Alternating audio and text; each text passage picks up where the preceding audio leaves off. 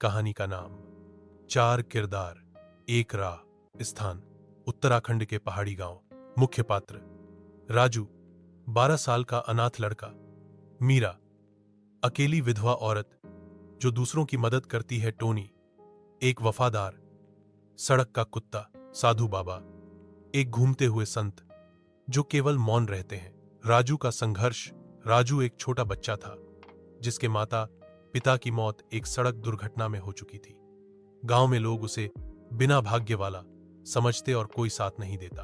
वो अकेला खेतों में काम करता, मंदिर की सीढ़ियों पर बैठकर बच्चों को खेलते देखता, पर खुद उनके पास जाने की हिम्मत नहीं करता। उसका एक ही दोस्त था, टोनी, एक भूखा झबरीला कुत्ता जो हर रात उसके साथ सोता और हर दिन उसके पीछे पीछे चलता। मीरा की ममता गांव की एक औरत थी, मीरा जो अपने पति को खो चुकी थी लेकिन हार नहीं मानी थी। वो अकेली खेती करती, गांव के बच्चों को पढ़ाती और जरूरतमंदों की मदद करती। एक दिन वो खेत में राजू को काम करते देखती है। उसका झुककर मेहनत करना और साथ में उसका कुत्ता टोनी मीरा के दिल को छू जाता है। मीरा उसे पास बुलाकर कहती है, तुम अकेले नहीं हो बच्चा, मैं तुम्हें 2 रोटियां और 1 किताब दूंगी, बदले में तुम ईमानदारी से काम करना। राजू की आंखों में चमक आ जाती है।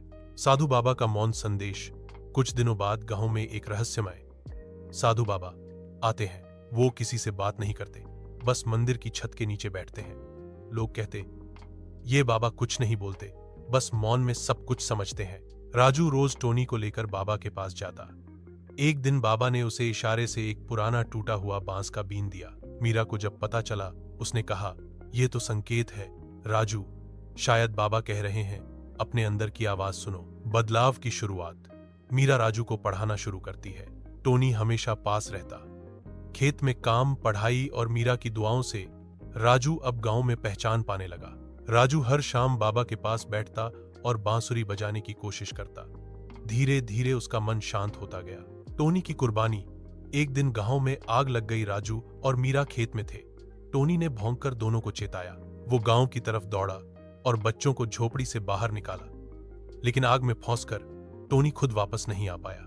राजू और मीरा दौड़कर पहुंचे, पर तब तक टोनी जा चुका था।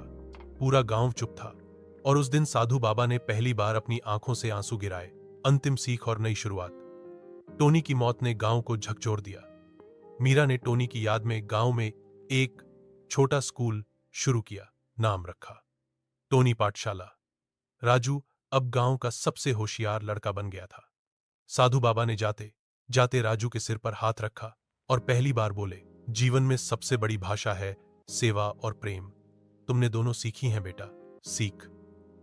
इंसान हो या जानवर, जब 4 अलग आत्माएं सच्चे दिल से एक रास्ते पर चलती हैं तो रास्ता खुद खुद सच्चाई, प्रेम और बदलाव की ओर मुड़ जाता है।